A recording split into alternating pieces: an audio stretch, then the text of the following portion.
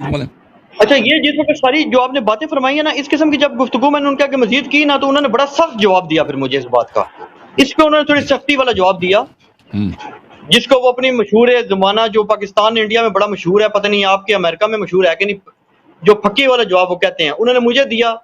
انہوں نے کہا جی مجھے شاہ جی اب یہ بتاؤ، لمبی چوڑی چھوڑو، اب وہ ویڈیو دیکھ لیجیے گا، ایگزیکٹ الفاظ تو میں نہیں بتا رہا نا، مجھے یاد نہیں رہے، جی لیکن سر۔ مفہوم بتا رہا ہوں آپ کو۔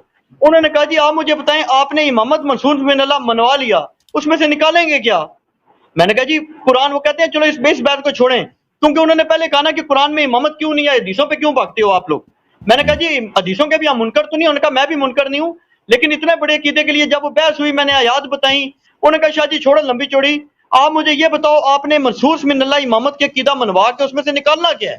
میں نے کہا جی یہ آپ مجھے آپ بتائیں۔ کہتے ہیں جی میں اب آپ کو پھکی دیتا ہوں، اس کا مفہوم یہ ان کی پھکی کا، وہ کہتے ہیں جی مجھے یہ بتاؤ کہ اہل سنت کے امام ہوں، ابو حنیفہ ہوں، امام مالک ہوں، شافعی ہوں، احمد بن حنبل ہوں، یا شیعہ کے منصور من اللہ 12 امام ہوں، حضرت مولا علی علیہ السلام سے لے کے نیچے امام محمد مہدی علیہ السلام تک چلے جائیں، چلے مہدی علیہ السلام شریف قیدے کے مطابق آنا حسن عسکری علیہ السلام تک چلے جائیں، کہتے ہیں مجھے ان کا فتویٰ دکھائیں پوچھ کے کہ خون لگانا کے کیا احکامات ہیں، لیور ٹرانسپلانٹ کے کیا احکامات ہیں، خطبین پہ نماز کیسے پڑھنی ہے، مریخ کے اوپر قبلے کا تعین کیسے ہوگا۔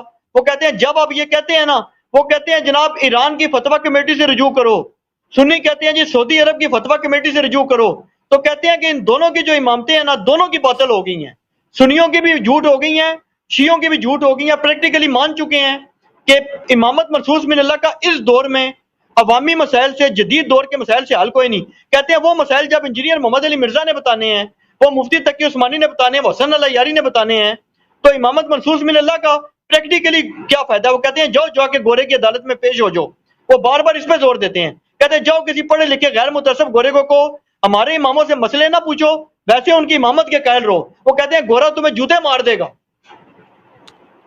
دیکھیں میرے بھائی ان کی بات بالکل بہت غلط یہ میں نے ہے۔ مفہوم بتایا، اب دیکھیں نا، اگر رسول پاک صلی اللہ علیہ وسلم کسی کے لیڈر کی ضرورت نہیں ہے تو ابو بکر کو کیوں خلیفہ بنا گیا بھائی؟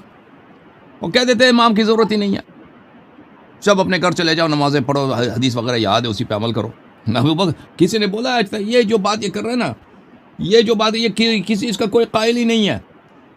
عمر کو کیوں یہ کسی نے نہیں کہا آج تک کہ مسلمانوں کو لیڈر کی ضرورت نہیں ہے، سب کا اجماع ہے کہ مسلمانوں کو لیڈر کی ضرورت ہے۔ وہ لیڈر کون ہے، اس لیڈر کے کوالیفیکیشنز کیا ہے، وہ لیڈر کی صفات کیا ہے، وہ اللہ کی جانب سے منسوب ہوتا ہے، یہ مسلمان خود بناتے ہیں، یا کوئی طاقت کے بل بوتے سے تلوار کے زور سے خلیفہ بنتا ہے، یا دوسرا کسی کو خلیفہ بناتا ہے، وہ اس پہ اختلاف ہے۔ اس پہ اختلاف تو ہے ہی نہیں کہ رسول پاک صلی اللہ علیہ وسلم کے بعد ہادی گائیڈ کی ضرورت ہے ہمیں، وہ گائیڈ کون ہے، ٹھیک ہے نا۔ جہاں تک یہ بات کر رہے ہیں نا نئے مسائل کی، تو دین کے جتنے مسائل ہیں، یہ اکثر مسائل 99% جو مسائل ہیں نا، یہ ابھی کوئی لیور ٹرانسپلانٹ، یہ کتنے لوگوں کو پیش آتی ہے؟ لیور ٹرانسپلانٹ مثلا ملینز میں سے ایک کو پیش آئے گا نا، اکثر کسی اب ہمارے رشتہ دار ہیں، خدا ان کو زندگی دے، ابھی تک تو کسی کو پیش نہیں آیا۔ یا مثلا قطبین پہ نماز، یہ تو بہت کم لوگوں کو پیش آتی ہے، وہاں پہ کتنے سال میں مثلا قطبین کتنے لوگ جاتے ہیں؟ 200 لوگ ہی جاتے ہوں گے، دنیا کی آبادی 7 ارب ہے۔ لیکن جو اکثر جو مسائل ہیں وہی ہیں جو آپ نماز پڑھتے ہیں، نماز کیسے پڑھیں گے، آپ نے وضو کرنی ہے، آپ نے نکاح کرنا ہے، آپ نے طلاق دینا ہے، آپ نے قرضے لینا ہے، وغیرہ وغیرہ جو زندگی میں پیش آتے ہیں، یہ تو یا حج پہ جانا ہے، یا مثلا روزے ماہ رمضان کے روزے رکھنا ہے، کس وقت آپ نے افطار کرنا ہے، یہ جو چیزیں ہیں میرے محترم، اس پہ آپ کس کی اتباع کریں گے؟ ٹھیک ہے نا، مسلمانوں میں اختلاف تو ہے، کون سا وہ سورس ہے، وہ کون سا گائیڈ ہے کہ اگر اس کی گائیڈنس پہ عمل کریں گے تو آپ کو بالکل تسلی ہے، 100% تسلی ہے کہ میرا عمل مقبول ہے اللہ کے نزدیک۔ بخاری مسلم ہے وہ، یا وہ ہے جس کو رسول پاک صلی اللہ علیہ وسلم نے فرمایا کہ اگر تم ان کی اتباع کرو گے میرے بعد، کبھی گمراہ نہ ہو جاؤ گے، کبھی گمراہ نہ ہو جاؤ گے، ٹھیک ہے نا۔ تو لازمی بات ہے کہ وہ ہر شخص کو دیکھنا ہوگا کہ یہاں پہ رسول پاک صلی اللہ علیہ وسلم کے بعد سورس جو بالکل آپ سیٹسفائیڈ ہو جائیں، یقین پہ ہو جائیں کہ اب میں صحیح راستے پر ہوں، وہ کون سا، اس پہ عمل کرنا۔ اب ہم کوئی نہیں کہتا کہ امت کو، دیکھیں رسول پاک صلی اللہ علیہ وسلم کے زمانے میں بھی امت میں علماء تھے جن پہ رسول پاک صلی اللہ علیہ وسلم خود ان پہ اعتماد کرتے تھے احکام سکھانے کا۔ اس طرح تو نہیں ہے کہ میں سب لوگوں کو خود رسول پاک صلی اللہ علیہ وسلم سب باتیں سکھاتے تھے، اس طرح تو نہیں تھا۔ جو مدینے والے تھے ان کو خود وہ سکھاتے تھے، لیکن اب جو دور دراز کے علاقے ہیں وہاں پہ کوئی اگر شخص نہیں ہے، وہاں پہ پیغمبر صلی اللہ علیہ وسلم نہیں جا سکتے، وہ بھی نہیں آ سکتے، تو کیا ہوتا تھا کہ کسی کو بھیج دیتے تھے کہ بھائی ان کو اسلام سکھاؤ. وہ شخص آتا ہے ان کو نماز روزہ وغیرہ وغیرہ وغیرہ سکھا دیتا ہے، ٹھیک ہے نا. اب یہ نہیں ہے کہ وہ شخص اپنے آپ سے کچھ بھی کوئی بھی سکھا دے، ٹھیک ہے نا، کہ میرے فکر میں یہ کرو تم. وہ اس نے دیکھا ہے، وہ جو اس کو آتا ہے وہی سکھائے گا. وہ اپنے سے کوئی بناوٹی بات بنا دے کہ بھائی اس کو کچھ نہیں آتا، پیغمبر صلی اللہ علیہ وسلم سے نہ پوچھے، ایسے ہی بنا کے چلا جائے، یہ تو فراڈ ہے. تو اس زمانے میں بھی عالم کی ضرورت تھی، آج کے زمانے میں بھی عالم کی ضرورت ہے. عوام اس طرح نہیں ہے کہ عوام خود جا کے کتابیں مثلا کھول دیں، وہاں سے وہ نکال دیں. علماء کی ضرورت ہے. بات یہ ہے کہ کیا اب اس میں تقلید کی بات آ جاتی ہے، اجتہاد و تقلید کی بات آ جاتی ہے، یا صرف ہم نصوص پہ عمل کریں، ٹھیک ہے نا. علماء کا کیا رول کیا ہے؟ علماء صرف نصوص لوگوں تک سمجھا دیں، نصوص سمجھا دیں، ٹھیک ہے نا. اور اس کو ان کے ذاتی جو آراء ہوتے ہیں، ذاتی فتوے ہوتے ہیں، وہ حجت نہیں ہوتی. حجت صرف کتاب و سنت ہے. یا اس سے دوسرا مکتب فکر یہ ہے کہ کہتے ہیں اس میں اجتہاد ہے، وہ جو ان کی علماء کی جو رائے ہے، جو اجتہاد ہے، وہ عام آدمی کے لیے حجت ہے. ہمارا جو موقف ہے کہ صرف نصوص حجت ہے. جو بھی مسئلہ آ جائے نصوص موجود ہیں، خاص کر مذہب اہل بیت علیہم الصلوۃ والسلام پہ نصوص اتنے زیادہ ہیں. اور آراء سے منع کیا گیا ہے کہ کسی کی رائے تم کبھی اتباع نہ کرنا، تم گمراہ ہو جاؤ گے، جہنمی بن جاؤ گے. تو آپ نے نصوص پہ عمل کرنا ہے. ابھی جو مثلا لیور ٹرانسپلانٹ ہے، یہ تو ایک عام سی چیز ہے. وہ کہتے ہیں مجھے منصوص امام کا قول دکھاؤ، مجھے مفتیوں کا فتویٰ نہ دکھاؤ. ہاں، منصوص امام کا قول دکھا دیتے ہیں، منصوص امام کا قول دکھا دیتے ہیں. پیغمبر صلی اللہ علیہ وسلم نے فرمایا میری امت سے 9 چیزیں جو ہیں رفع کی گئی ہیں. میری امت سے 9 چیزوں کا حساب کتاب نہیں ہوگا. کوئی اس کا ارتکاب بھی کرے نا، 9 چیز کا حساب نہیں ہوگا. ایک ہے کہ مثلا کوئی شخص اس کا عقل نہیں ہے. مثلا اگر کوئی شخص وہ سوئے میں اس نے کفر کا جملے، سو رہا ہے، اس کے منہ سے کفر کے جملے نکلے، اب اس سے حساب نہیں ہوگا. یا کوئی شخص کو مجبور کر دیں آپ، ایک شخص مجبور تلوار ادھر رکھ دیا کہ بھائی تم شراب پی لو، اس نے بیچارہ ڈر کے مارے شراب پی لیا اس نے. اب اس کو آپ نہیں پکڑ سکتے کہ آپ حد جاری کریں گے آپ پہ، کیوں شراب پیا. اسی میں سے ایک یہی ہے کہ انسان کو اضطرار آ جائے. اگر آپ مضطر ہو جائیں کسی بات پر، یعنی بالکل لاچار ہو جائیں، زندگی موت کا مسئلہ ہے، عزت کا مسئلہ ہے، زندگی یا عزت کا مسئلہ ہے یا زندگی موت کا مسئلہ ہے. جینا آپ کا دوبر ہو جائے گا زندگی میں، تو وہ آپ کے لیے جائز ہے. مثلا ابھی میں بیمار ہوں، میرے دل میں، میرے گردے میں، میرے جگر میں درد ہے، ٹھیک ہے نا. ڈاکٹر کہتے ہیں یہاں پہ ٹرانسپلانٹ کی ضرورت ہے. اس کے منع تو نہیں، حرام تو نہیں ہے، کوئی حدیث روایت تو نہیں کہ حرام ہے، لیکن حدیث میں یہی ہے. اور یہ حدیث نہایت ہی صحیح ہے شیعوں کے نزدیک. میں سمجھتا ہوں کہ مخالفین کے ہاں بھی ہوگا کہ ایک شخص اگر لاچار ہو جاتا ہے تو اس کے لیے جائز ہے. اگر آپ کو زندگی بچانے کے لیے یہاں پہ لیور، کسی کتے کے بھی لیور کے ڈالنے کی وہ نوبت آ جائے نا، وہ بھی جائز ہے. آپ کتے کا تو کوئی نہیں ڈالتا، دوسرے انسان کے ہی ڈالیں گے تو آپ کے لیے جائز بن جاتا ہے، ٹھیک ہے نا. تو یہ حدیث شریف میں ہے. اوکے، اور مزید بولیں بھائی. اس طرح نصوص ہمارے پاس دیکھیں، ہر مسئلہ شیعہ مذہب میں اس طرح ہے کہ ہر مسئلہ جو ہے نا، حد اقل ہمارے مذہب میں کوئی دنیا کا کوئی ایسا مسئلہ نہیں ہے کہ اس کے لیے خاص اسی کے لیے کوئی نص نہ ہو یا ایسے عام پرنسپلز نصوص میں، نہ کہ ہم اپنے عقل سے بنائیں، نہیں، نص میں، حدیث شریف میں یا آئے قرآن میں وہ پرنسپلز نہ ہو جس کی اپلیکیشن اس مسئلے پہ نہ ہوتی ہو نا. ہمارے پاس بہت سارے عام قواعد ہیں اہل بیت طاہرین علیہ السلام نے ہمیں دیے ہیں کہ ان کی اپلیکیشن ہوتی ہے، ان کی وہ اس کو اپلائی کریں مختلف ان جگہوں پر. وہ بہت سارے ان کے موارد بہت زیادہ ہوتے ہیں، تو ہمیشہ وہ ضرورت ہی نہیں ہوتی کہ آپ یہ کریں کہ بھائی ہمیں امام کی کیا ضرورت ہے. امام ہی کے بدولت لوگوں پہ حجت تمام ہوتی ہے. نص ہے تو حجت ہے نا، گائیڈنس اللہ کی جانب سے ہے، انسٹرکشنز ہیں، تو بھی آپ یقین کر سکتے ہیں کہ آپ صحیح راستے پہ جا رہے ہیں. وَإِلَّا علماء تو آپ کو بھی پتہ ہے، علماء پہ وحی تو نازل نہیں ہوتی. علماء کون ہے بھائی؟ ایران کا اگر کوئی آپ کمیٹی کی بات کی، یا مصر کی کمیٹی، یا پاکستان کی فتویٰ کمیٹی ہے، اگر وہ اپنے آپ سے کچھ حکم بناتے ہیں تو یہ تو ضلالت ہے کہ بھائی قرآن سنت میں ایک بات نہیں، ہم اپنے سے بنائیں گے. بھائی یہ تو فراڈ ہے. بھائی اگر مسلمانوں کا یہ عقیدہ ہے کہ قرآن و سنت میں بہت ساری باتیں نہیں ہیں، علماء اپنے آپ سے اس کو بنا لیتے ہیں، یہ اس سے زیادہ ضلالت، گمراہی کیا ہے بھائی؟ تم علماء کو بھی یہ فراڈ نہیں کرنا چاہیے، کہہ دینا چاہیے بھائی یہ باتیں نہیں، دین میں نہیں، ہم بتاتے ہیں آپ کو، آپ کی مرضی، آپ کریں یا نہ کریں. ان کو یہ بتانا چاہیے نا، دین تو وہی ہے جو اللہ کی جانب سے ہے. اگر اللہ کی جانب سے انسٹرکشن ہے فرمان ہے یا قرآن کی صورت میں یا حدیث کی صورت میں، تبھی آپ کہہ سکتے ہیں کہ یہ دین ہے. وَإِلَّا عالم، مولوی چاہے پاکستان کا ہو، مولوی چاہے انڈیا کا ہو، بنگال کا ہو، ایران کا ہو، سعودی عرب کا ہو یا مصر کا ہو، اس کے کہنے سے نہ کوئی چیز حلال بنتی ہے نہ کوئی حرام بنتی، اس کے کہنے سے کچھ بھی نہیں ہوتا. شریعت صرف اور صرف اللہ کی جانب سے ہے، رسول صلی اللہ علیہ وسلم اور حدیث شریف اہل بیت علیہ السلام. جی سر مزید بولیں. اچھا آخری سوال میں نا میں نے بھی انجینئر صاحب کو انہی کے سٹائل میں ایک فقیر دینے کی کوشش کی نا جی. جی سر. میں نے انجینئر صاحب کو کہا، میں نے کہا جی آپ کے لیے بھی یہ ہے کہ آپ یہ بات بار بار کر رہے ہیں کہ جو رافضی شیعہ حضرات ہیں ہمارے دوست ہیں ان کا یہ دعویٰ بالکل باطل ہے، کیونکہ قرآن میں امامت کی آیات نہیں ہے اس طریقے سے جیسے ہونی چاہیے آپ کے بقول. میں نے کہا جی وہ حضرات تو یہ کہتے ہیں کہ مان لی آپ کی بات مان لی کہ جناب ہمارا چلو اس طریقے سے ایکسپلینیشن کے ساتھ نہیں ہے، تو یہ بتائیں کہ آپ کے ہاں جو خلافت کا کنسیپٹ ہے اہل سنت میں، آپ رافضی شیعہ حضرات یہ اعتراض کرتے ہیں نا، تو میں نے کہا جی ان کو بھی تو جواب دیں نا. وہ یہ کہتے ہیں کہ جو آپ کا شورا کا کنسیپٹ ہے اس کی کوئی رتی برابر دلیل قرآن کے آیات سے دکھا دیں. تو انہوں نے آگے سے جواب دیا، کہتے ہیں جی بالکل نہیں ہے. میں کیوں دکھاؤں؟ میں کہا جی کیوں نہ دکھائیں، ان پہ تو آپ اگر چڑھ کے آ رہے ہیں، آپ کہہ رہے ہیں جی امامت کی ہیں لیکن ایکسپلینیشن کے ساتھ نہیں ہے، جتنا بڑا عقیدہ ہے تو آپ کی تو ہے ہی نہیں. وہ کہتے ہیں جی ہماری کہاں سے ہوتی؟ وہ کہتے ہیں ہر نبی کا وصی ہوتا تھا، شورا نہیں ہوتی تھی، اس لیے ہوتی تھی کہ ختم نبوت نہیں تھی ہوئی. کہتے ہیں یہ آپ کا سوال ہی باطل ہے. آپ مجھے یہ کہہ رہے ہیں کہ مجھے رسول پاک صلی اللہ علیہ وسلم سے پہلے وہ بندہ دکھاؤ جس کا نعوذ باللہ سٹیٹس آپ سے وسلم والا جو خاتم النبیین ہے. انہوں نے کہا جب آپ کا سوال ہی باطل ہے، جب آپ نے بےہودہ بات پوچھی ہے جو ایسا بندہ ہونا تھا ممکن ہی نہیں، تو کہتے ہیں میں کہاں سے آپ کو وہ نبی دکھاؤں جس کا وصی نہیں تھا. آپ سے وسلم پہ کہتے ہیں کیونکہ نبوت ختم ہو گئی ہے اس لیے وصی کوئی نہیں تھا، ختم نبوت پہ وہ نعوذ باللہ ڈاکہ ہونا تھا اگر کوئی ایسی چیز ہوتی. اس لیے کہتے ہیں کہ آپ سے وسلم کے بعد شورا مجبوری تھی، اور آج تک کہتے ہیں پریکٹیکلی شورا ہی چل رہی ہے. یہ انہوں نے جواب دیا. مفہوم بتا رہا ہوں، آپ ویڈیو خود دیکھ لیجئے گا. جی سر. پہلی بات یہ ہے کہ وہاں شورا کہاں شورا ہے؟ شورا بولتے ہیں بیدے کا عزیز و شورا مجلس کو نہیں بولتے کہ ایک مجموعہ ہے لوگ وہاں پہ مشورہ کرتے ہیں. شورا اس کا نام نہیں ہے. شورا بولتے ہیں مشورہ کرنے کو. شورا کا لفظی کیا مطلب ہے؟ اب نام رکھ دیا نا مجلس شورا اسلامی. پاکستان کے پارلیمنٹ کو شورا تو نہیں بولتے، شورا بولتے ہیں. اردو میں پارلیمنٹ کو قانون میں مجلس شورا لکھا ہے. قانون مجلس شورا، مجلس شورا یعنی مشورہ کرنے کی مجلس. وہ خود لفظ شورا خود جو ہے نا مشورہ مجلس نہیں ہے، مجموعہ نہیں ہے لوگوں کا. لفظ شورا جو آیا کیا ہے؟ بولتے ہیں مشورہ کرنے کو.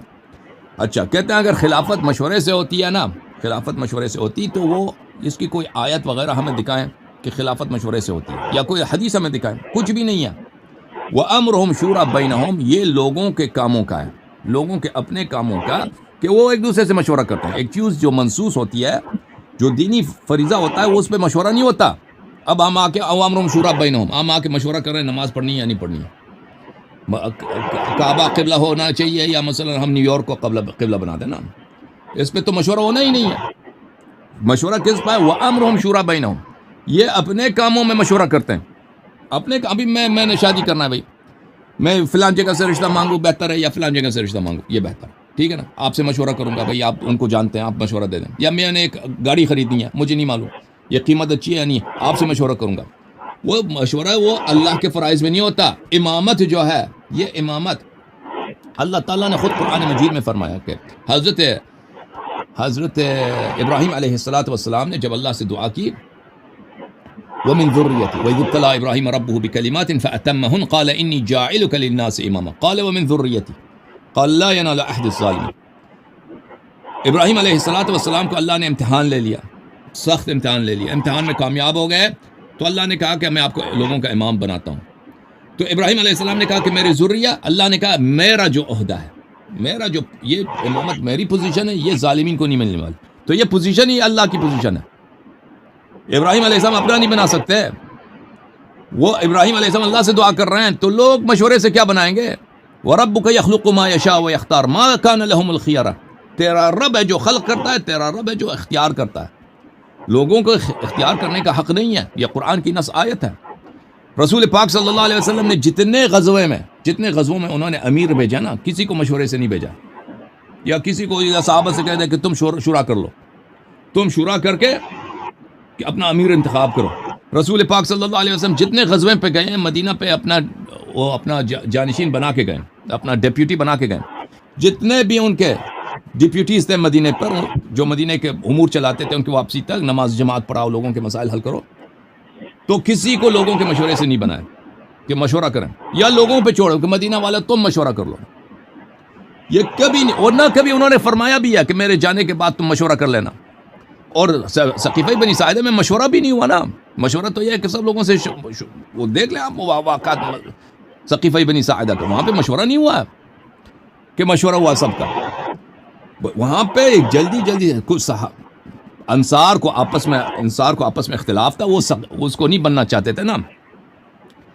وہ اپنے ان کا جو سعد بن عبادہ ہے اس کو، کیونکہ وہ ایک قبیلے کا سردار ہے، تو دو دوسرے قبیلے جو تھے اس کو نہیں چاہتے تھے کہ یہ خلیفہ بن جائے. تو جلدی سے عمر نے ابوبکر کے ساتھ بیعت کی ہے، تو فوراً انصار والوں نے اس کے ساتھ بیعت کی تاکہ سعد کے ساتھ کوئی بیعت نہ کرے. وہاں پہ مشورہ کہاں ہوا؟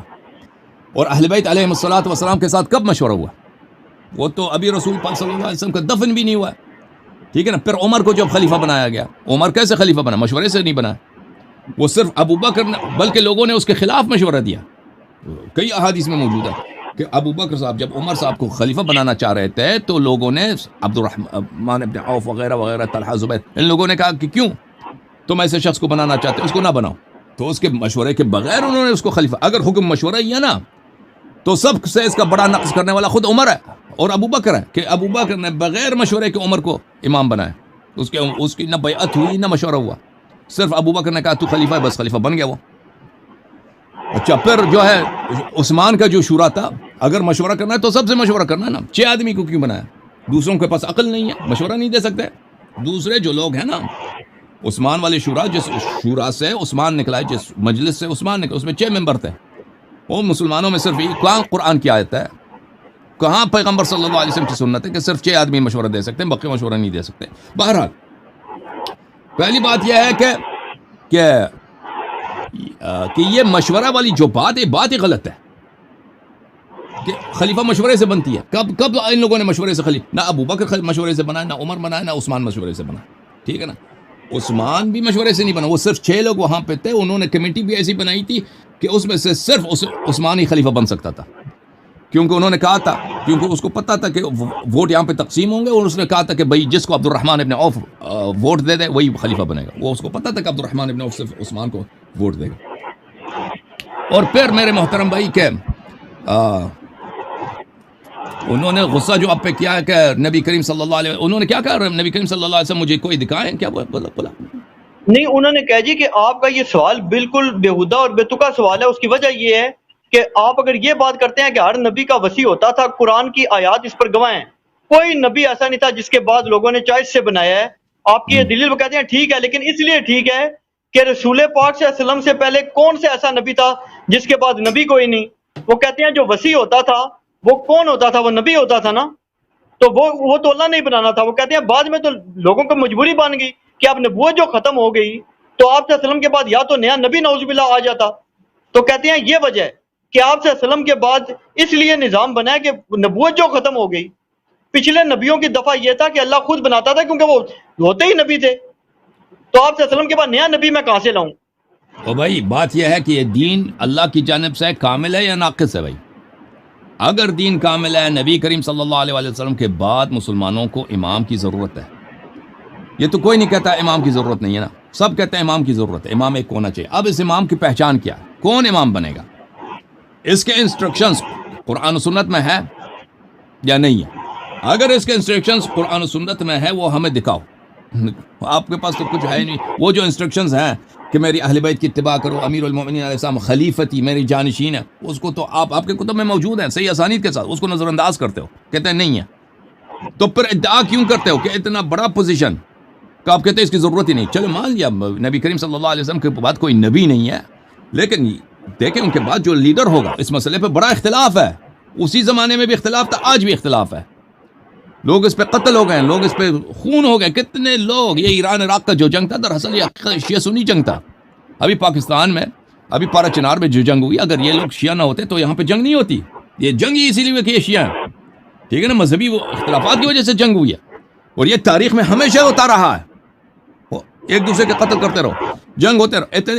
اب اس کا انسٹرکشن کہاں ہے بھائی؟ اگر دین کامل ہے، تم کہتے ہو کہ یہ شورا سے بنتی ہے، یا 3 طریقے ہیں نا جماعت مخالفین کے پاس، یا تو مشورے سے بنتی ہے، یا پچھلا والا خلیفہ اگلے والے خلیفے کے تعین کرتا ہے، یا کوئی شخص بالقہر والغلبہ وہ تلوار کے ذریعے خلیفہ بنے تو صحیح ہے اس کی خلافت۔ اس کے انسٹرکشنز کہاں ہیں؟ کچھ بھی نہیں ہے، کسی کے نص نہیں ہے، نص کسی پر بھی نہیں ہے بھائی۔ جس کی نص ہے صحیح احادیث کے ساتھ اہل بیت علیہ السلام کی اتباع، اس کو وہ ہے موجود ہے، صرف اس کو کیا کرو؟ اگنور کرو، نظر انداز کرو، یا اس کے لیے ایسے تعویلات معانی بناؤ کہ بھائی بس تم ہی اس کو تعصب کی وجہ سے کہ تمہیں مزہ آتا ہے اس میں، تمہیں قبول ہوتی ہے۔ تو اگر یہ دین کامل ہے بھائی، اگر دین کامل ہے تو اتنا اساسی مسئلے پر ہو ہی نہیں سکتا بھائی، کیسے ہو سکتا ہے؟ اللہ بھی اس کو نظر انداز کر دے، اس کے فکر میں نہیں ہے۔ اللہ کا تو علم ہے، اللہ کو ہم فکر نہیں کہتے، اللہ میری غلطی ہو گئی، اللہ تعالیٰ فکر نہیں کرتا، سوچتا نہیں، اللہ تعالیٰ کا علم ہے، اس کے علم میں نہیں ہے، رسول صلی اللہ علیہ وسلم کے علم میں نہیں ہے کہ بھئی میرے بعد یہاں پہ اختلاف ہوگا، یہاں پہ ضرورت ہے امام کی کہ میں اس کو بیان کروں تاکہ میری امت میں میرے بعد یہ کس کی اتباع کریں۔ ہر دفعہ مدینے سے جاتے تھے وہ خود، آپ حج پہ گئے ہیں بھائی علی الحسن صاحب؟ نہیں ابھی تک سر نہیں سعادت ملی۔ انشاءاللہ اللہ آپ کو نصیب کرے، حج پہ جب جائیں گے تو مدینہ منورہ میں وہاں سے آپ احد چلے جائیں، جہاں پہ احد کی لڑائی ہوئی ہے، وہ ٹیکسی میں بیٹھیں گے، 20 منٹ کا راستہ ہے، 20-25 منٹ کا راستہ ہے، زیادہ سے زیادہ آدھا گھنٹہ۔ کوئی یعنی حرم شریف سے نبی کریم صلی اللہ علیہ وسلم کے مسجد کے باہر سے گاڑی میں جب بیٹھیں گے احد تک آپ کو بمشکل 30 منٹ لگتے ہیں، پیدل چلیں گے شاید زیادہ سے زیادہ 3 گھنٹے، کوئی دور کا راستہ نہیں۔ رسول پاک صلی اللہ علیہ وسلم صبح گئے، شام کو واپس آئے احد کی لڑائی کے لیے۔ اس اتنے مختصر کے لیے نبی کریم صلی اللہ علیہ وسلم نے مدینے پہ اپنا جانشین تعین کیا۔ ایسا غزوہ مجھے دکھائیں کہ وہ گئے ہیں، انہوں نے غزوے پر مدینے پہ اپنا جانشین تعین نہ کیا، حالانکہ وہ آدھے دن کے لیے جاتے تھے، تعین کرتے تھے کہ یہاں پہ مدینہ کا امور کون چلائے گا میری عدم موجودگی میں۔ جہاں پر بھی کوئی جگہ فتح ہوتا تھا وہاں پہ اپنا نمائندہ نصب کرتے تھے کہ وہاں سے زکوٰۃ کون لے گا، ان کو لوگوں کو نماز کون سکھائے گا، دین اسلام کون سکھائے گا۔ اگر کوئی لشکر نکلتا تھا نا تو بتا دیتے تھے کہ فلان امیر ہے، یہ قتل ہوا تو فلان امیر ہے، ٹھیک ہے نا، تاکہ کوئی ڈسپیوٹ نہ ہو، کوئی کنفیوژن نہ ہو کہ بھئی ہم نے کس کی کمان پہ، کس کی حکم پہ ہم نے چلنا۔ تو ابھی ہمیشہ کے لیے جا رہا ہوں، اور خود پتہ بھی ایسے نہیں کہ ان کی موت جو ہے غیر متوقع ہے، کسی کو پتہ نہیں کہ وہ مرنے والے ہیں صلی اللہ علیہ وسلم۔ انہوں نے خود خبر دی کہ میں مرنے والا ہوں، اللہ نے خبر دی کہ وہ دنیا سے جانے والے ہیں، اور انہوں نے بتا بھی دیا کہ میرے بعد ایسے امام آئیں گے جو تمہیں گمراہ کریں گے، جہنم میں واسطے۔ وہ حدیث میں نے آپ کی کتب سے دکھائے ہیں، ٹھیک ہے نا، اور بخاری میں کئی احادیث ہیں میرے محترم ناظرین کہ عمر بن الخطاب سے اور حذیفہ یمان سے کہ رسول پاک صلی اللہ علیہ وسلم نے ایک دن خطبہ دیا، اول خلقت سے لے کر انہوں نے کہانی بتا دی دنیا کی کہ کیا واقع ہوا، اور قیامت تک کیا ہونے والا ہے سب بتا دیا، قیامت تک سب کیا ہونے والا ہے، اور یہاں تک بتا دیا کہ جنت، جب جنتی اپنے گھر جائیں گے جنت میں داخل ہوں گے اور دوزخی دوزخ داخل ہوں گے، سب بتا دیا۔ تو رسول پاک صلی اللہ علیہ وسلم ایسے تو نہیں ہے کہ، اور اللہ بھی ایسا نہیں ہے کہ اس کو پتہ نہیں کہ ان کے وفات کے بعد ایسا بڑا اختلاف آئے گا۔ تو یہ کیسے ہو سکتا ہے بھائی؟ یہ عقل کے خلاف۔ ایک سبزی بجنے والا ریڑی ہے نا، وہ اس کو ایسے نہیں چھوڑ کے چلا جاتا، اس پہ کسی کو رکھتا ہے بھائی کہ میں جا رہا ہوں 3 گھنٹے کے لیے، تم یہ سبزی اس قیمت پہ تم بیچ دینا میرے بعد، اور اس پہ جس پہ اعتماد ہے اسی کو رکھے گا، وہ اللہ نہیں جائے گا۔ وہ میں نے آپ کو دکھایا تھا نا بخاری کی حدیث کہ اگر کوئی چرواہا بھیڑ بکریوں کو باہر چھوڑ کے آ جاتا ہے، وہ دوسری چرواہے کے سپرد نہیں کرتا تو اس نے بھی خیانت کیا۔ تو یہ لوگوں کی تو امر تو اس سے زیادہ اہم ہے۔ بہرحال یہ کیسے ہو سکتا ہے بھائی؟ نص ہی نہیں ہے، اور سوال غلط ہے۔ کیوں سوال غلط ہے بھائی؟ کیوں سوال غلط ہے؟ سوال نہایت ہی اہم ہے، کیونکہ اس کے پاس جواب نہیں ہے، کہتا ہے سوال غلط ہے۔ بھائی آپ ہر چیز میں شریعت میں اس کی جواب موجود ہے، جہاد کرو یہ احکام، مسئلہ فلان کرو یہ احکام، فلان کرو یہ احکام، یہ اتنا بڑا مسئلہ ہے، اس کا کوئی حکم ہی نہیں ہے، اور حکم تو ہے، موجود ہے، اس کو بس نظر انداز کرتے ہیں۔ جی سر مزید بولیں۔ نہیں وہ اصل میں یہ کہتے ہیں نا، وہ کہتے ہیں نبی کہاں سے میں لاؤں نیا، یا تو کہتے ہیں میں نیا نبی کو مانوں گا، نعوذ باللہ، نیا نبی ہوتا تو اللہ آرڈر کر دیتا۔ بالکل بات ان کی صحیح ہے یہ کہ نہیں، ہم نے کسی نے مطالبہ بھی نہیں کیا نا کہ تم نیا نبی لے کے آؤ۔ بات یہ ہے کہ ان کی جانشینی کا، نبی صلی اللہ علیہ وسلم کے بعد لیڈر ہوگا کون ہوگا، امام کون ہوگا، پیشوا کون ہوگا، یہ تو سب کا اجماع ہے کہ ان کے پاس کوئی امام ہونے کی ضرورت ہے، وہ کون ہوگا اس کے انسٹرکشن میں چاہیے. ہمیں نہیں چاہیے کہ وہ نیا نبی ہمارے لے کے آئیں. یہ تو ان کی سوال ہی ایسی ہے نا. جواب ایسا ہے کہ بھائی میں نیا نبی کون سے, کس نے ان سے کہا کہ تم نبی لے کے آؤ؟ کسی نے مطالبہ کیا ہو تو وہ ڈانٹ لینا آپ کو. آپ نے مطالبہ کیا تھا ان سے کہ نیا نبی لے کے آؤ؟ آپ نے یہ تو نہیں کہا تھا. آپ نے کہا تھا ان کے بعد امام کون ہے. میں نے کہا جی قرآن سے ثابت ہے کہ ہر نبی کے بعد اس کا وسیع ہوتا تھا نا, اور وہ منصوص ہی ہوتا تھا, کوئی لوگوں کی چوائس سے نہیں تھا بنتا. وہ کہتے ہیں جی میں بھی آپ کی بات سے متفق ہوں, کوئی نیا نبی نعوذ باللہ ہوتا تو آتا نا, کہاں سے لائیں نیا نبی؟ جب ختم نبوت مان رہے ہو تو کیوں یہ مطالبہ کرتے ہو کہ یہ آپ سے وسلم کے بعد جو ہے منصوص کیوں نہیں ہے؟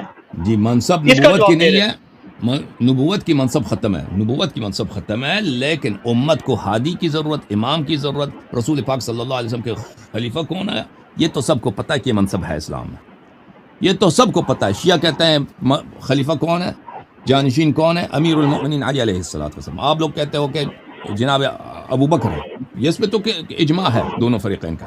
اب اسلام نے اس مسئلے میں کیا کہا ہے, اللہ نے اس مسئلے پہ کیا کہا ہے, اس مسئلے پر کہ نبی صلی اللہ علیہ وسلم کا جانشین کون ہے, اللہ نے کیا کہا, رسول صلی اللہ علیہ وسلم نے کیا فرمایا. ابو بکر کی خلافت کے تو ہم کی خلافت کی دلیل طلب کرتے کرتے تک گئے بھائی کہ ان کی خلافت کی کوئی دلیل لے کے آؤ, کہ ان کی خلافت اگر شرعی ہے تو کس بنا پر, کس میزان پر. کوئی دلیل ہے ہی نہیں ان کے پاس. بھائی امیر المؤمنین علیہ السلام کی خلافت کی دلیل چاہیے تو یہ قرآن ہے, یہ سنت ہے, متواتر الا ماشاء اللہ. Okay sir. اچھا سر, جاتے جاتے پھر آپ سے بس یہ سوال پوچھوں گا, یہ تو انجینئر صاحب والا سوال نہیں ہے, یہ ویسے بات ہے کہ آپ حضرات کی طرف سے نا, جو ہمارے رافضی شیعہ حضرات ہیں ان کی طرف سے ایک اعتراض ہے جو کہ عوام اہل سنت کو اپیل اہل بیت سے دین نہیں لیا گیا, اور یہ بغض کے تحت سنی محدثین نے بےمانی کے تحت باقاعدہ ایک پلاننگ کے تحت اہل بیت کو چھوڑا ہے. تو آج ہی میں ایک ویڈیو دیکھ رہا تھا, حالانکہ وہ جو مفتی صاحب تھے, وہ علامہ صاحب تھے, وہ تقریباً شیعہ کی طرف مائل تھے جن کی ویڈیو تھی, وہ واللہ عالم ان کا نام بھی میرے ذہن سے نکل گیا ہے. تو انہوں نے یہ بات کہی, وہ کہتے ہیں جی سینکڑوں کے حساب سے بلکہ ہزاروں کے حساب سے ہماری جو احادیث کی کتب ہیں, ایون بخاری کا وہ کہہ رہے تھے, انہوں نے روافض سے کٹر رافضیوں سے روایات لی ہیں, کٹر رافضیوں سے. اور پھر اگلی بات یہ ہے کہ کیا کوئی ایسا سنی محدث ہے جس ظالم نے ائمہ اہل بیت کرام کو نعوذ باللہ کذاب کہا ہو, رجال کا کوئی علی محدث نے کہا ہو یہ نعوذ باللہ جھوٹے تھے, یا کہو جی ان کا جناب حافظے کمزور تھے, یا نعوذ باللہ کسی کی ایمان پہ شک کیا ہو, یا کسی کو یہی کہا ہو کہ یہ رافضی تھا نعوذ باللہ, ایسا کوئی ہے کیا, یا یہ آپ ایسے الزام لگا دیتے ہیں؟ پہلی بات جو ہے نا کہ دیکھیں اس زمانے میں تابعین کے زمانے میں بہت سارے لوگ تھے جو شیعہ تھے, کٹر رافضی تھے تابعین کے زمانے میں, یعنی بنی امیہ کی حکومت. سنہ 40 کے بعد جب معاویہ کی حکومت آئی ہے تو شیعہ انڈر گراؤنڈ چلے گئے. شیعہ یعنی وہ قتل ہوتے تھے.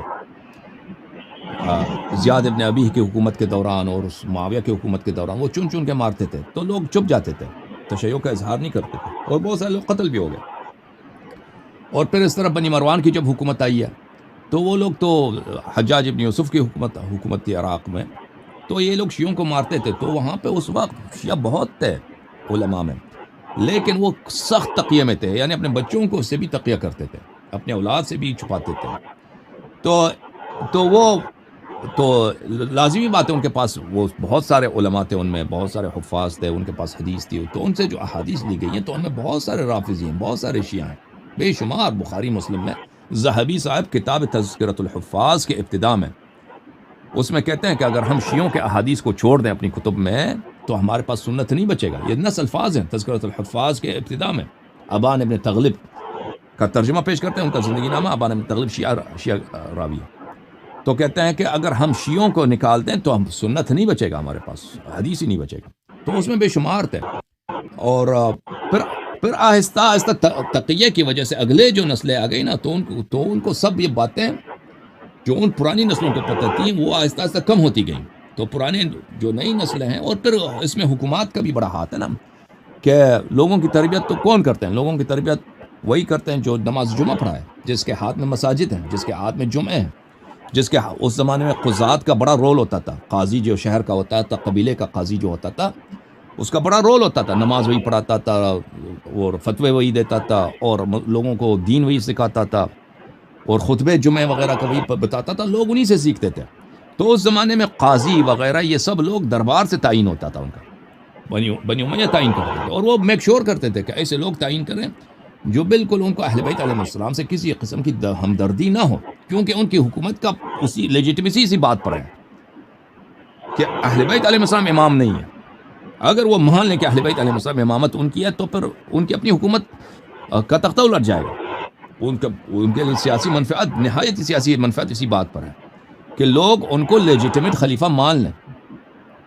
تو اگلے والے نسلوں میں یہ چلتا جب گیا تو اس طرح یہ تشیع کا رنگ ضعیف ہو گیا، تشیع کا، اور وہ روایات جو پچھلے والے نسل والے لوگ نقل کرتے تھے احادیث اہل بیت علیہ السلام کی شان میں، دوسرے نسلوں میں وہ فلٹر زیادہ ہونے لگا۔ تو اس طرح یہ بات ان کی صحیح ہے کہ بخاری مسلم میں شیعہ اور رافضی روات موجود ہیں۔ اچھا، اس کے علاوہ آپ کی خدمت میں عرض کریں، آپ نے جو پوچھا، ایک اور بات بھی پوچھا نا آپ نے، کیا پوچھا دوسرا حصہ کیا تھا اس کا؟ وہ میں نے پوچھا تھا جی کہ کون سے ایسے کوئی آپ کی نظر میں آپ جو الزام لگاتے ہیں کہ یہ جو اہل سنت کے محدثین بہت رکھتے تھے، کس نے یہ ظلم کیا کہ کسی امام کی توہین کی ہے؟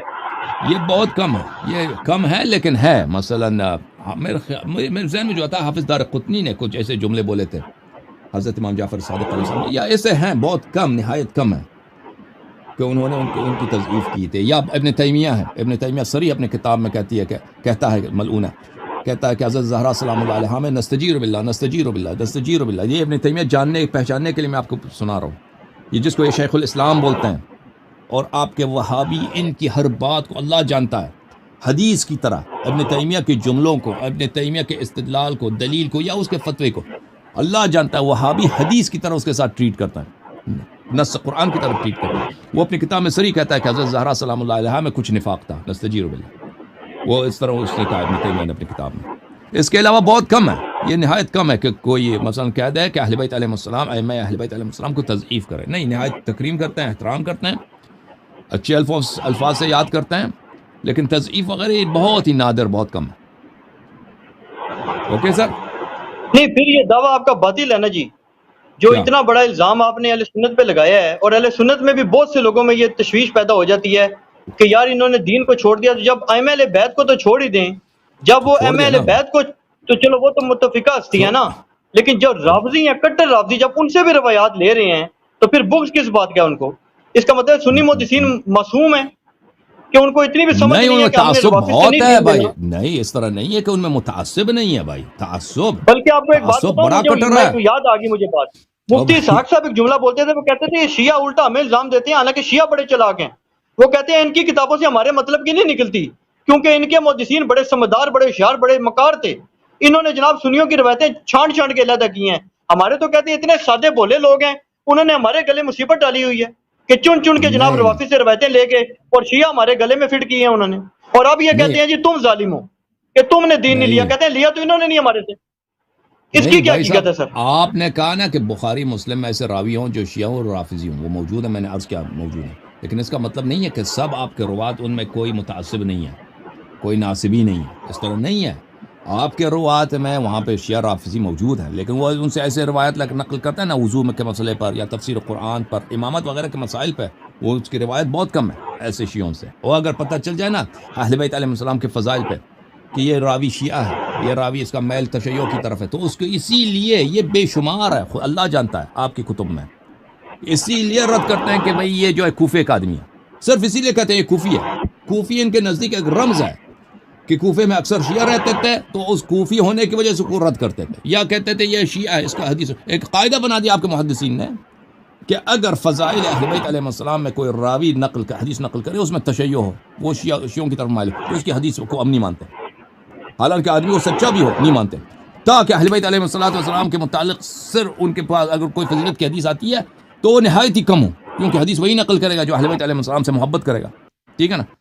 تو اس طرح قاعدہ بنائے۔ تو اس کا مقصد یہ نہیں، آپ نے جو کہا ہے نا، آپ نے جو سوال کیا تھا کیا ان میں ایسے افراد ہیں جو شیعہ ہیں اور رافضی ہیں؟ جی ہاں، شیعہ رافضی موجود ہیں، لیکن کیا وہ سب کے سب شیعہ رافضی تھے؟ نہیں، ان میں بہت سارے بڑی تعداد ہے نواسب کی، بہت کٹر، اور بعض بالخصوص تابعین کے بعد اور تابعین کے بعد، جیسے میں نے عرض کیا آپ کی خدمت میں، بہت اکثریت کن کی ہے؟ ان لوگوں کی ہے جو نہایت ہی متعصب ہیں، تعصب رکھتے ہیں شیعہ کے خلاف اور اہل بیت علیہ السلام کے خلاف، اور ابو بکر عمر کے لیے بہت نہایت ہی سخت قسم کا تعصب رکھتے ہیں۔ اور اگر آپ مثلا آپ اپنی کتابوں میں دیکھیں نا کہ کتنے شیعہ روات کا مثلا یہ عطیہ العوفی جو ہے، عطیہ العوفی کا کوئی اور قصور ہے ہی نہیں ہے. عطیہ العوفی اس کے متعلق بہت سارے روایتیں ہیں کہ یہ آدمی ثقہ تھا، صرف یہی تھا کہ یہ آدمی شیعہ تھا، اسی لیے اس کی روایت کو ضعیف قرار دیا. اور اس کی روایت کتنی زیادہ ہے، کتاب ترمذی میں، کتاب سنن نسائی میں، اور وہ تابعین میں سے ہے. اس طرح کے تو بے شمار ہیں جن کے احادیث کو ترک کر دیا گیا، اسی لیے کہ وہ یہ ایک بہت بڑا چیپٹر ہے کہ محدثین نے ان لوگوں کی تضعیف کیا، ان لوگوں کو ضعیف علماء جرح و تعدیل نے ان لوگوں کی تضعیف کیا جو اہل بیت علیہ السلام کے فضائل نقل کرتے تھے، جن کے دل میں اہل بیت علیہ السلام کے لیے محبت ہوتی تھی. یہ بہت بڑا چیپٹر ہے، اس کو کوئی انکار نہیں کر سکتا. اب یہ بات کہ ہمارے جو بھائی ہیں ان لوگوں نے اہل بیت علیہ السلام کا اتباع نہیں کیا، یہ تو واضح بات ہے کہ آپ لوگوں نے اتباع نہیں کیا اہل بیت علیہ السلام کو، ان کو اپنا پیشوا نہیں جانا ہے رسول پاک صلی اللہ علیہ وسلم کے بعد. یہ تو اظہار من الشمس ہے. مزید کچھ بھائی؟ سر بس فائنل بات آپ سے ایک بس ریکویسٹ ہے. جی وہ سر یہ ریکویسٹ ہے کہ بعض حضرات کا یہ بھی کہنا ہے کہ علی حسن نقوی جہل آدمی ہیں، اور بات بھی حقیقت ہے. تو حسن اللہ یاری صاحب اگر اس قسم کے لوگوں کے سامنے بیٹھ کے لوگوں کو گمراہ کریں گے، یہ تو خود جاہل ہیں، ان کو اپنے مذہب کا نہیں پتہ، ان کو شیعوں کا کیا پتہ ہے. یعنی میرے جیسے لوگ. اور بات 100% درست ہے کہ کہتے ہیں جی مزہ تو تب آئے نا کہ مفتی عثمان الخمیس ہو، ڈاکٹر مفتی عبد الرحمن الدمشقیہ ہو، مفتی عدنان اور ہو، یا اس لیول کے ڈاکٹر خالد السلابی ہو، یا پاکستان میں مشہور و معروف جو اہل حدیث کے جو شیعہ کے ساتھ مناظرہ ہسٹری میں کرتے رہے ہیں، اس قسم کے لوگ ہوں تو مزہ تو تب ہے. تو آپ کی خدمت میں عرض کریں، عثمان الخمیس کو ہم نے کتنی دفعہ دعوت دیا ہے، وہ کسی سے مناظرہ نہیں کرتا، کسی بھی شیعہ سے مناظرہ نہیں کرتا. نہیں وہ اس کے سر اردو سب ٹائٹل کے ساتھ لگائے نا، وہ کسی نہیں اس کے تو سر میں نے تو عربی میں مناظرہ نہیں کرتا نا، ویب سائٹ پہ ان کا لنک دیکھا تھا مناظرے کا، عربی میں مناظرہ نہیں کرتا، بالخصوص مجھ سے تو کبھی مناظرہ نہیں کرے گا. اسی طرح ارعور صاحب ہیں، وہ ان کو بہت دعوت دیا. ارعور صاحب نے میرے عربی شو میں کئی دفعہ اس نے کال کیا ہے، یعنی پچھلے 10 سال پہلے کی بات ہے، لیکن اس نے کبھی اپنے آپ کو معرفی نہیں کیا، آئیڈینٹیفائی نہیں کیا. بعد میں آواز سے، کیونکہ میں اس کو تو سنتا نہیں ہوں، دوسرے لوگوں نے کہا یہ ارعور تھا، بہت سارے لوگوں نے کہہ دیا. اس کے اگر آپ انٹرنیٹ پہ سرچ کریں حسن اللہ یہ ارعور، وہ پتہ ہے، اور اس کو بڑی شکست ہوئی ہے. وہ ایسے ان کے بڑے بڑے علماء نے بہت کال کیے تھے میرے عربی شو میں، وہ آئیڈینٹیفائی نہیں کرتے تھے، ایسے اعتراض کرتے تھے، پھر ان کو شکست ہوتی تھی. تو ان کو ہم نے بہت دعوت دیا، اللہ جانتا ہے. جیسے ابھی ہم اردو زبان میں دعوت دیتے ہیں نا، نام لے کر فلان فلان فلان کو. اور یہ جو عبد الرحمن دمشقیہ اور خالد السلابی ہیں، عبد الرحمن دمشقیہ کے ساتھ میں کبھی گفتگو نہیں کروں گا، کیونکہ انہوں نے حضرت زہرا سلام اللہ علیہ کو گالی دیا تھا سر عام. انہوں نے اپنے ٹویٹر میں، آج سے یہ 10-12-15 سال پہلے کی بات ہے، اس نے بہت بری الفاظ میں، اتنا سخت الفاظ میں گالی دیا تھا کہ میں اس کو کبھی تکرار نہیں کر سکتا، اور میرے رونگٹیں کھڑی ہو جاتی ہیں جب میں یاد کرتا ہوں. اور بہت گھٹیا قسم کا گالی دیا، تو اس ملعون کے ساتھ تو میں کبھی بات ہی نہیں کروں گا. وہ ملعون ہے، اس سے کبھی بات کرنی ہی نہیں میں نے. اچھا دوسرا کون ہے، کس کا نام دیا آپ نے؟ ڈاکٹر خالد السلابی. میں نہیں جانتا اس کو، وہ کون ہے. بہرحال خالد السلابی کو میں نہیں جانتا.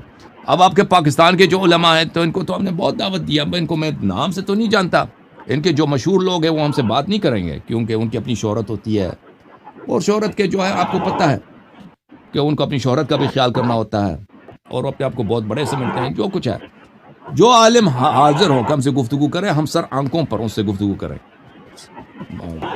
نہیں سر میں نے ایک ویب سائٹ دیکھی ہے نا، یا اردو میں میں نے ایک ویب سائٹ دیکھی ہے، پاکستان کی ویب سائٹ ہے، اس کے اوپر عربی مناظرات میں یہ مفتی عثمان الخمیس اور خالد السلابی، عدنان الارعور، اور اس کے علاوہ پاکستان کے بھی 2 اعلی حدیث مکتب فکر کے بزرگ علماء، ان کے شیعہ کے ساتھ مناظرے موجود ہیں.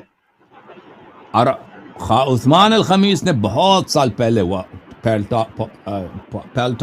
ہے پوری پھیل ٹاک پہ اس نے مناظرہ کیا تھا اس کے ساتھ. ڈاکٹر وہ جو یمنی ہے، شیعہ ہو گیا، اب میں نام بھول گیا ہوں، کہ یمن کا ایک عالم ہے، وہ شیعہ ہو گیا تھا، اس کے ساتھ اس نے مناظرہ کیا تو تھا. آپ ان کو دعوت دیں نا سر. مناظرہ بھی بہت دعوت دے چکے ہیں بھائی، بہت. عثمان الخمیس نہیں آئے گا. نہیں، اردو سب ٹائٹل بھی لگائے نا ہمیں پتہ چلے.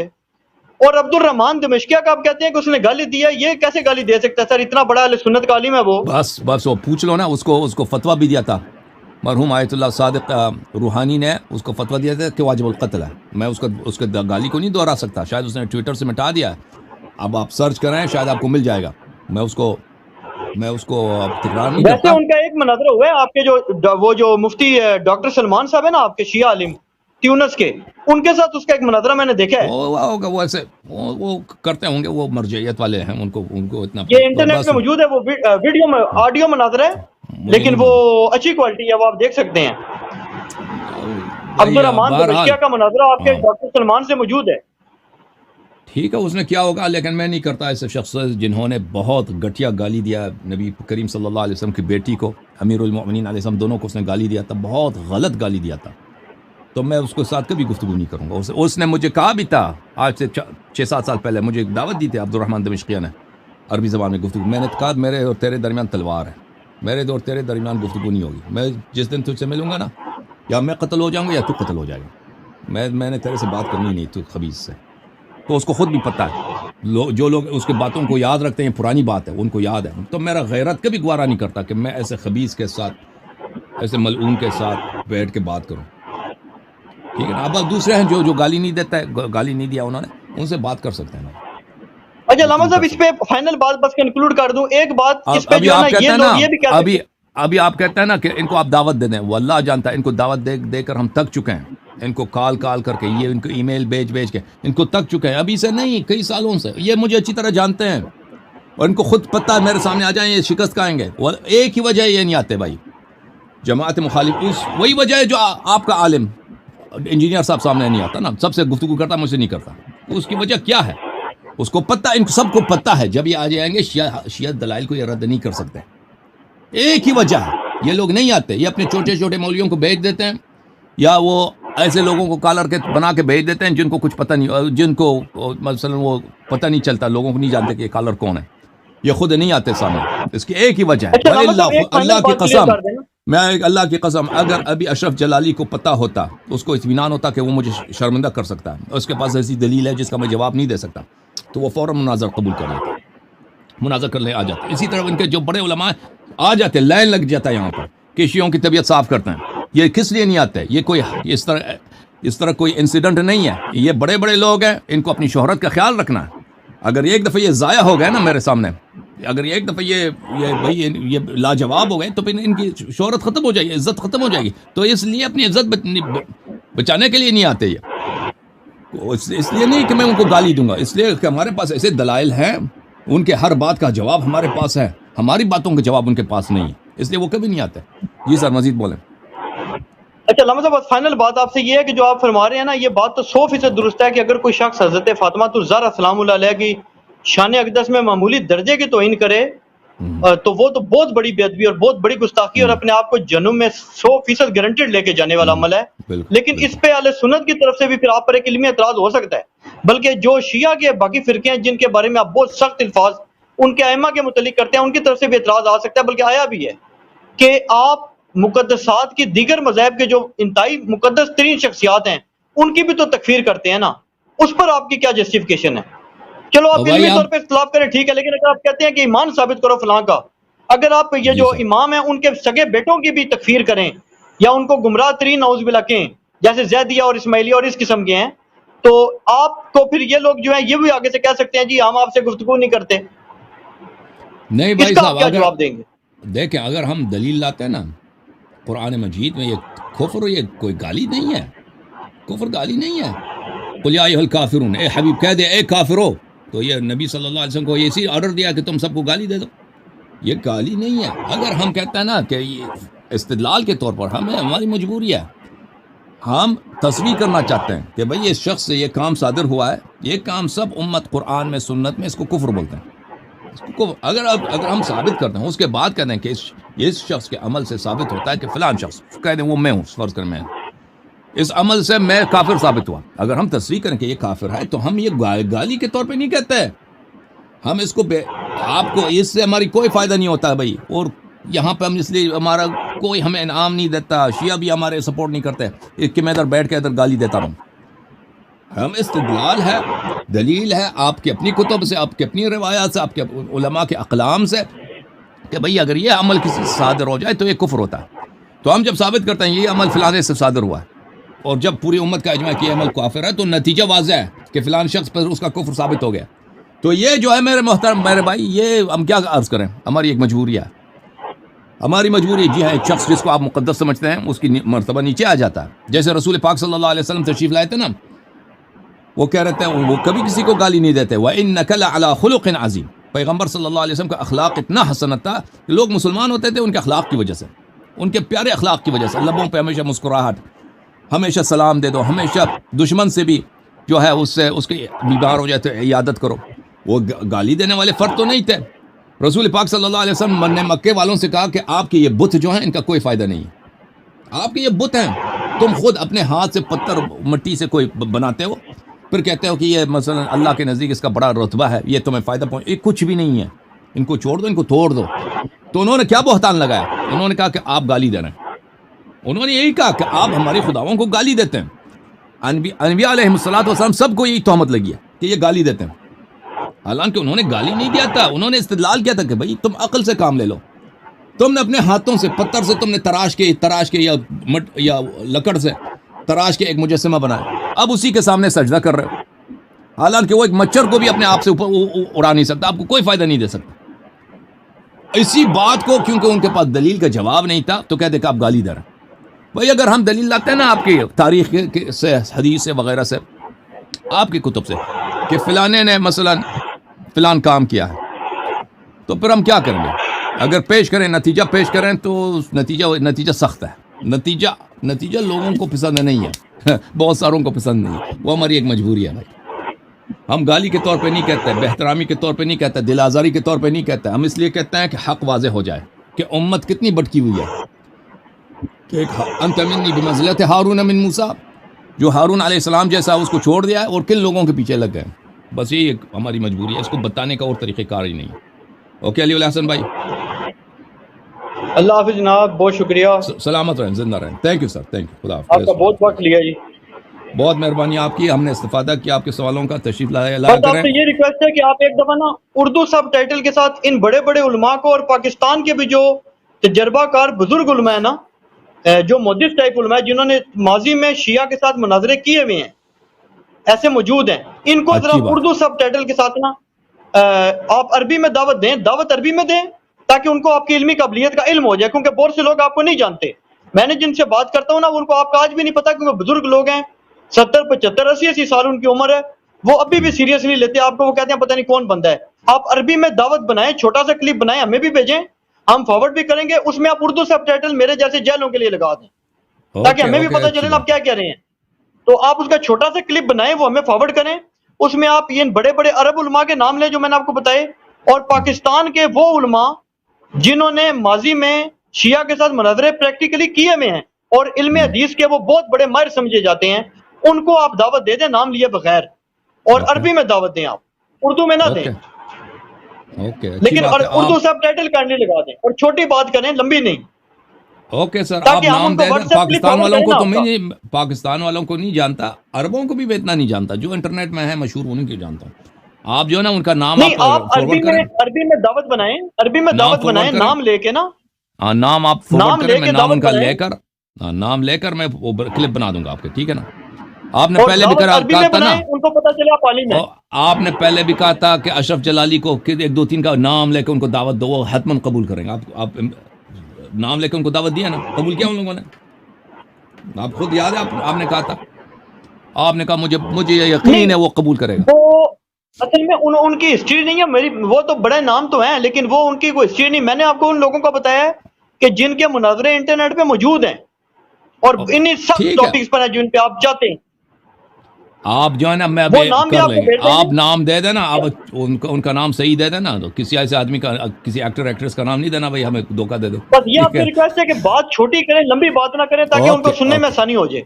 اوکے، آپ کلپ بنا دیں، آپ کلپ بنا دیں گے، کوئی بات نہیں، کلپ بنا دیں گے آپ کے لیے. اوکے، جزاک اللہ.